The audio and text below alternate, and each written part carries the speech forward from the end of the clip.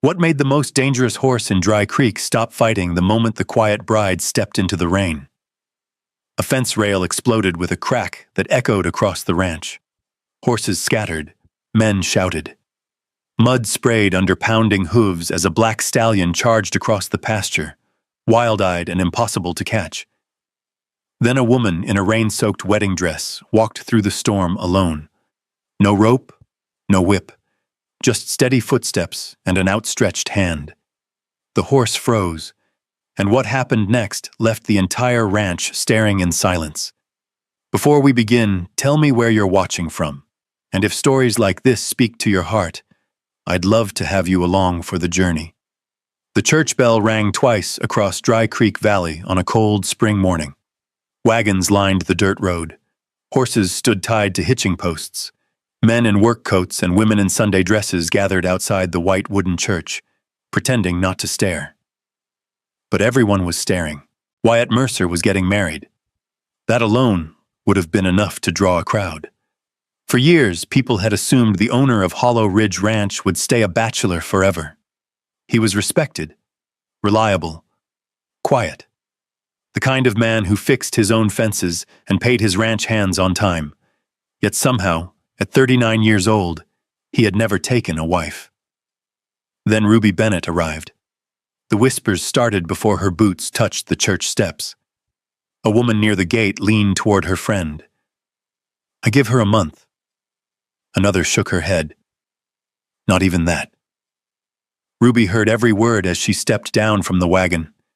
She wore a simple cream-colored dress. Nothing fancy. The sleeves had been carefully mended near the cuffs. Her small traveling bag rested beside her feet. She kept her chin level and her eyes forward. The Wyoming wind tugged gently at the edge of her veil. No one came forward to greet her except Clara Whitfield.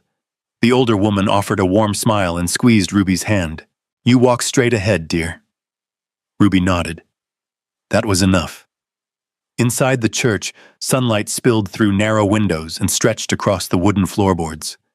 Wyatt stood near the altar, hat in his hands. When Ruby entered, he looked up. Neither smiled. Neither looked away. For a brief moment, the noise of the church seemed to disappear. Then the minister cleared his throat. The ceremony lasted less than 15 minutes. No music, no celebration. Just simple vows spoken beneath a wooden cross. When it ended, the crowd filed outside carrying their opinions with them. Ruby heard pieces of them drifting through the wind. Poor girl. Poor Wyatt. Strange match. Won't last. She climbed into Wyatt's wagon without answering any of it. The road to Hollow Ridge Ranch stretched north through rolling grasslands and patches of melting snow. For nearly an hour, neither spoke much. The wagon wheels rattled over hard ground. A hawk circled high above the valley. Finally, Wyatt broke the silence. The ranch hands talk too much. Ruby glanced toward him. So does the town. The corner of his mouth moved slightly. Not quite a smile, but close. By late afternoon, they reached Hollow Ridge Ranch. The place was larger than Ruby expected. Long corrals, weathered barns, a blacksmith shed, smoke rising from a stone chimney. Then she heard it. A violent crash. Wood splintered somewhere beyond the main barn. Several ranch hands hurried toward a reinforced pen. One of them muttered a curse. Another stepped backward. Ruby followed Wyatt's gaze. Inside the enclosure stood the largest stallion she had ever seen. Black as midnight. Scar across one shoulder, eyes bright with fury. The horse slammed against the rails again. The entire pen shuddered. "That's devil," Wyatt said. 3 men hurt already this year. The stallion pinned his ears and kicked the fence. No one dared step closer. Ruby watched quietly. The horse wasn't looking at the men. It wasn't looking at the fence. It was looking beyond them, toward open country. Toward freedom. That evening, after supper, the ranch settled into silence. The sky darkened over Dry Creek Valley. Ruby stepped outside alone. A lantern glowed softly near the porch. From somewhere across the yard came the restless sound of Devil moving inside his pen. Almost without thinking, she walked toward him. The stallion lifted his head. The muscles along his neck tightened. Ruby stopped beside the fence. Neither moved. Neither looked away. Then something strange happened. The horse became still. No kicking, no snorting, no rage, only silence. The Wyoming wind moved through his black mane.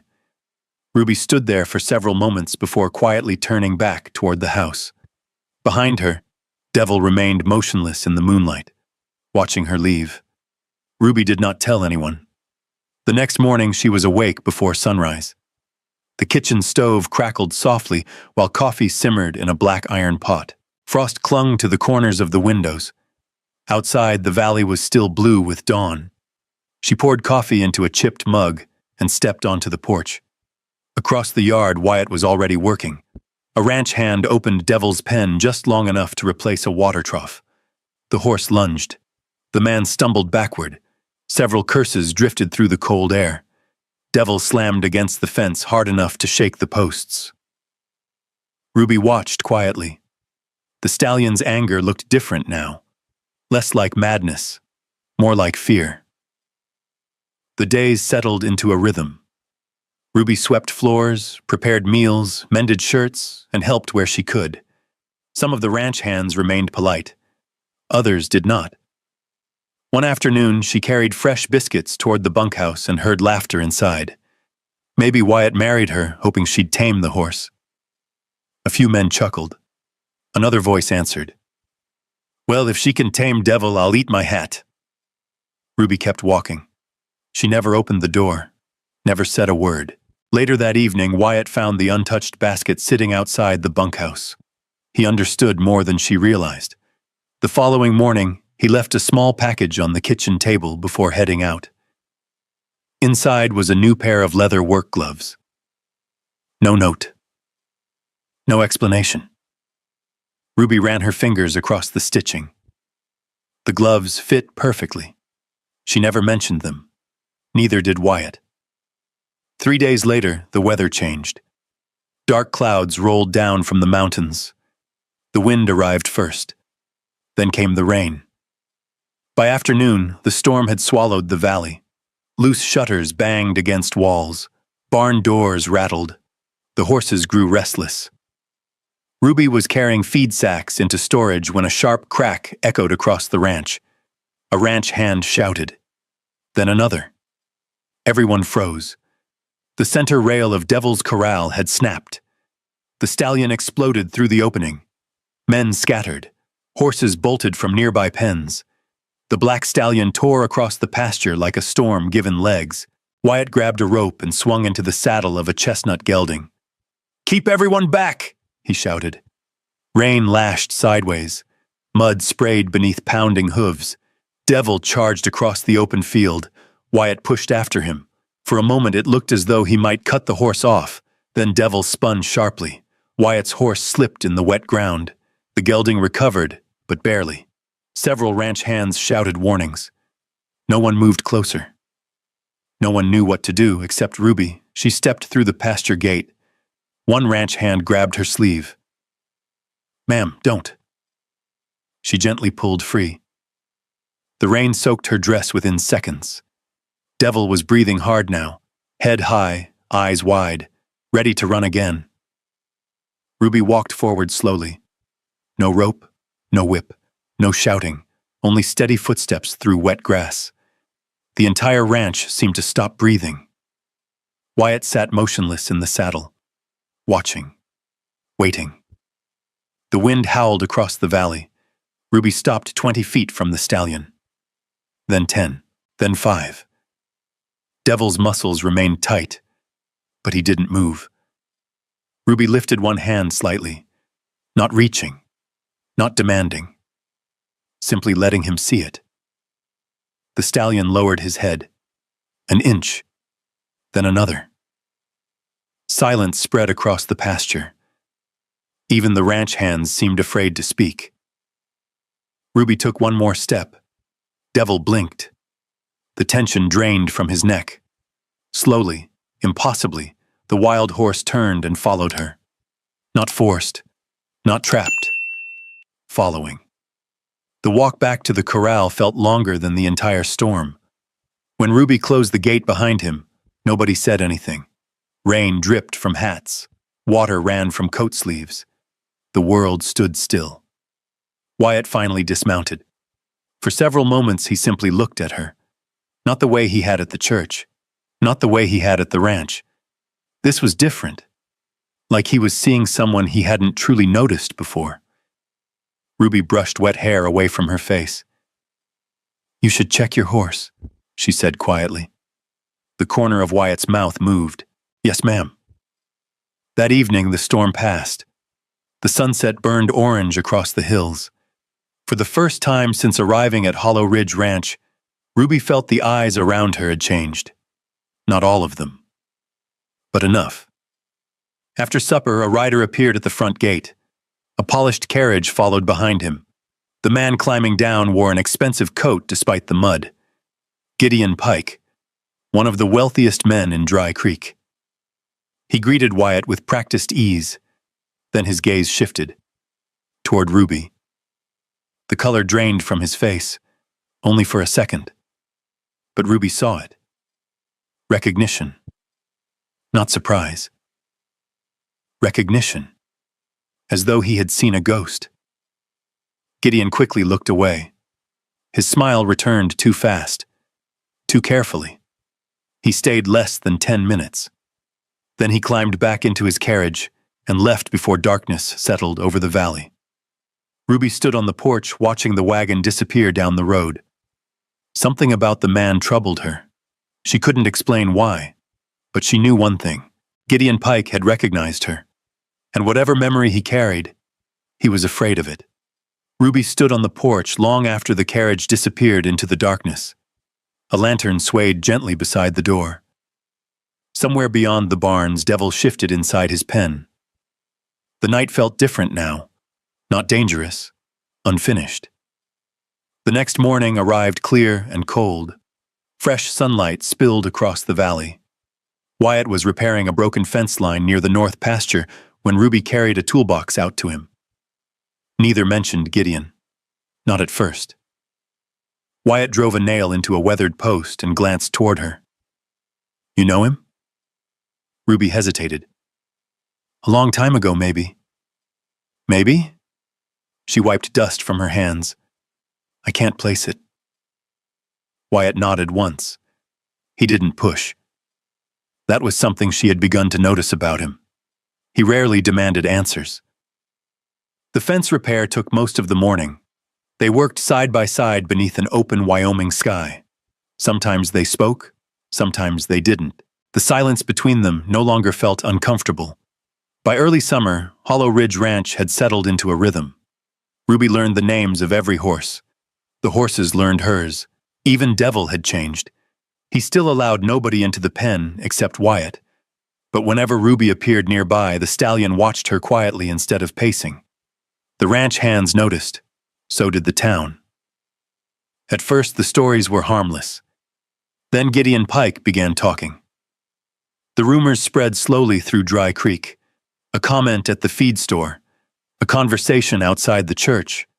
A quiet remark near the barber shop. People started repeating strange stories about Ruby. That she had fooled wealthy men. That she carried secrets. That Wyatt was being used. Most of the stories changed every time they were told, but the damage traveled faster than the truth. One Saturday afternoon, Ruby entered the general store to collect coffee, flour, and lamp oil.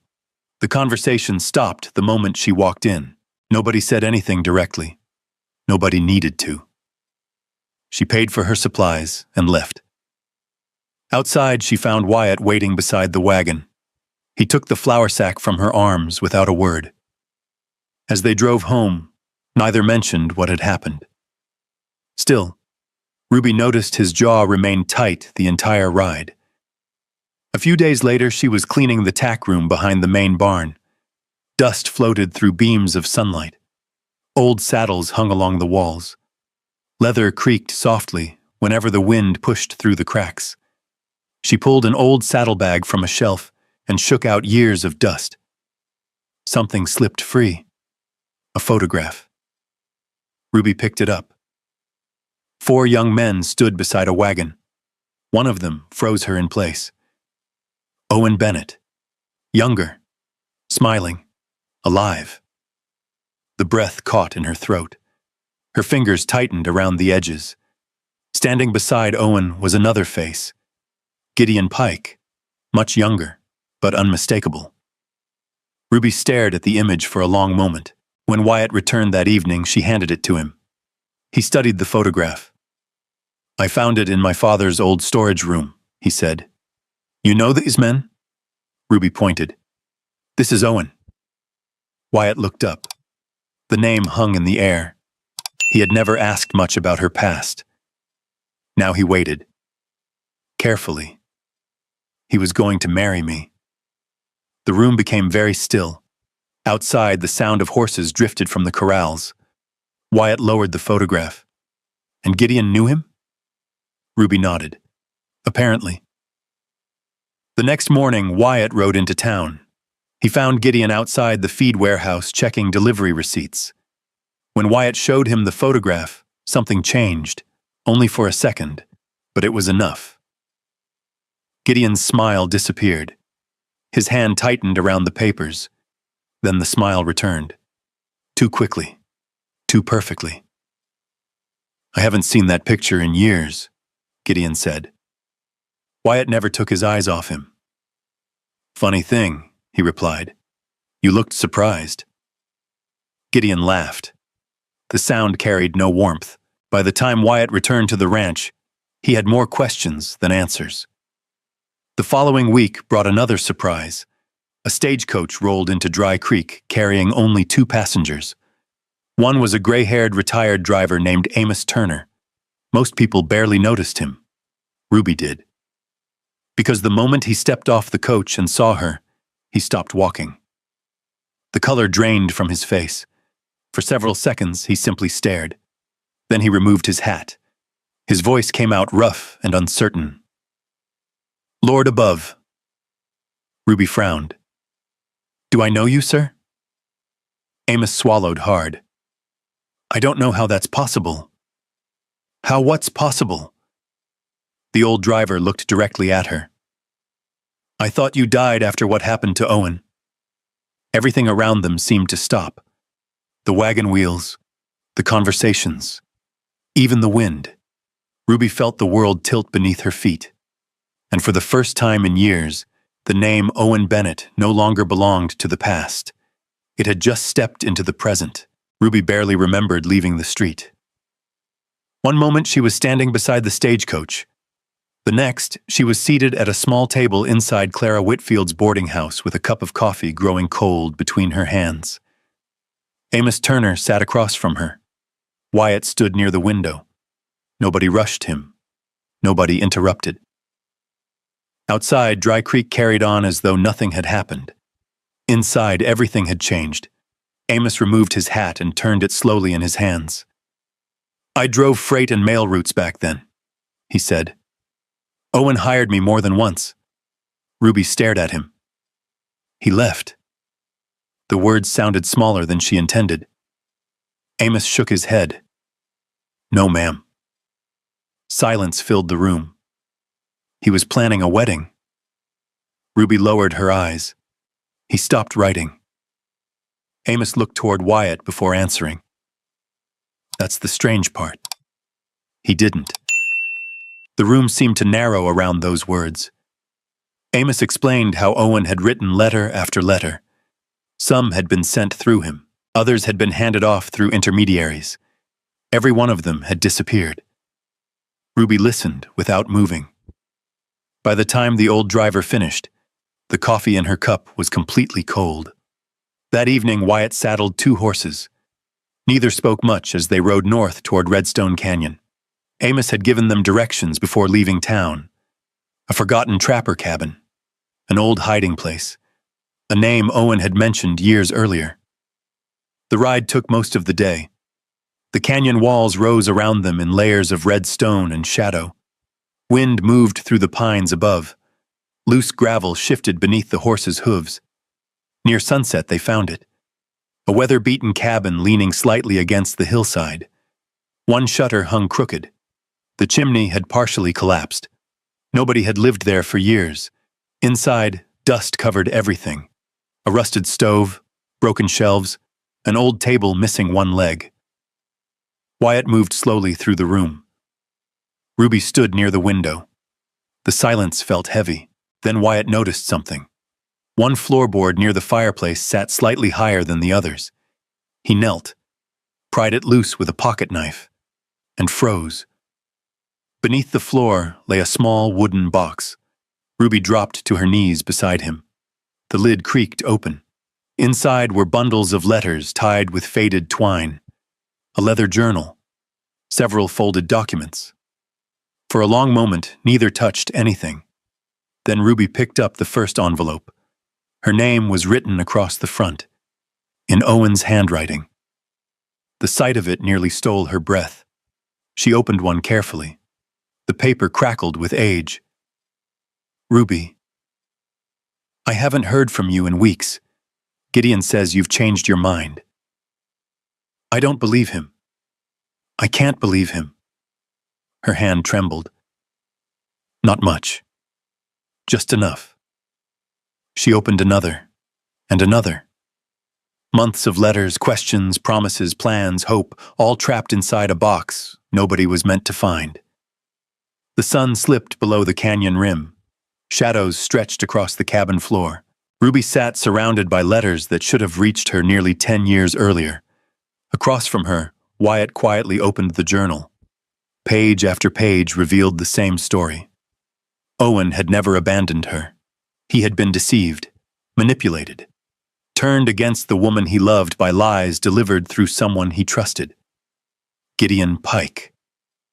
The name appeared again and again. Neither of them spoke for a long time.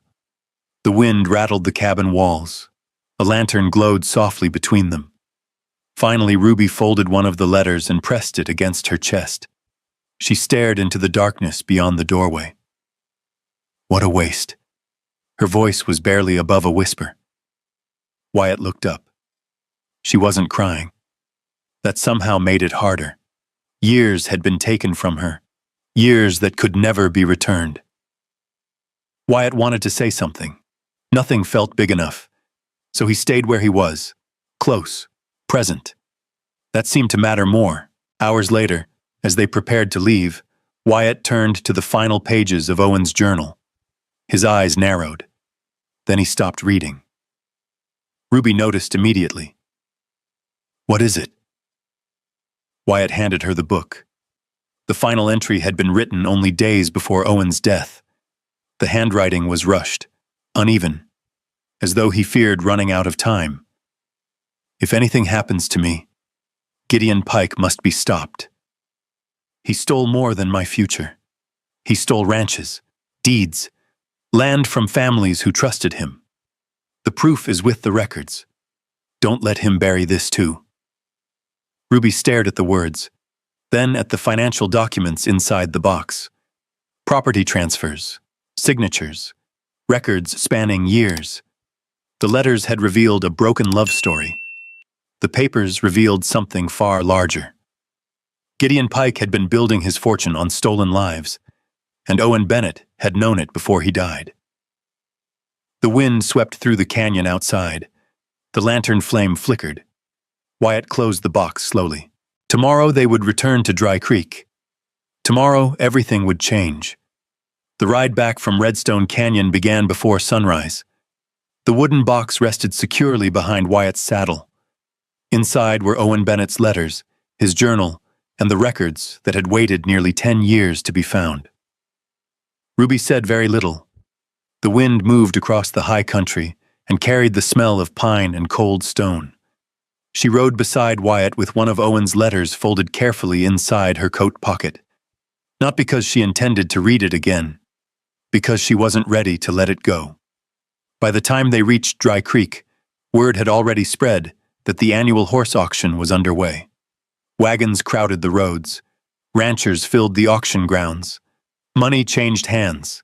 Horses stamped and snorted inside temporary pens.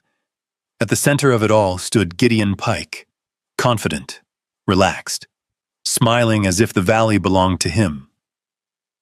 He was speaking with several buyers when Wyatt and Ruby arrived. Gideon's smile faded, only slightly, but this time everyone saw it. Sheriff Walter Briggs met them near the auction platform. Wyatt handed him the journal without a word. The sheriff spent nearly an hour reading through the documents inside the office behind the auction grounds. The crowd grew restless. People whispered. Something unusual was happening. Finally, Sheriff Briggs stepped onto the platform. The noise slowly died.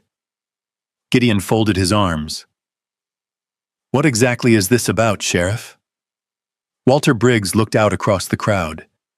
Then he opened Owen Bennett's journal. The first passage he read was short. The second was worse. By the third, silence had settled over the entire valley. Names appeared. Property transfers. False debts. Land taken from struggling ranchers who never understood how they had lost everything. Then came the letters. Dozens of them.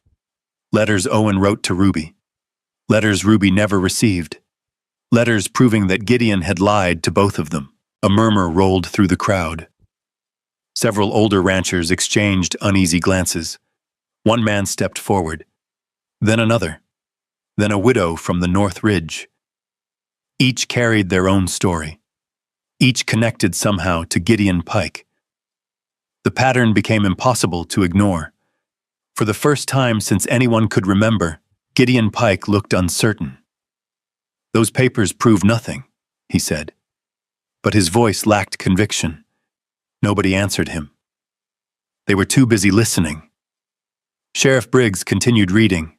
When he finally finished, the valley seemed to hold its breath. Gideon looked toward Ruby. Perhaps expecting anger. Perhaps expecting revenge. Instead, she walked onto the platform herself. The same woman people had laughed at outside the church months earlier. The same woman they said wouldn't last. Ruby stood quietly and looked across the crowd. Her gaze moved from face to face. Neighbors, ranchers, shopkeepers, people who had repeated rumors, people who had believed them. She spoke softly, yet every word carried. "I spent years believing someone I loved chose to leave." No one interrupted. "I spent years believing I wasn't worth staying for." The wind tugged gently at her sleeves, but the truth was stolen before either of us ever had the chance to see it. She paused.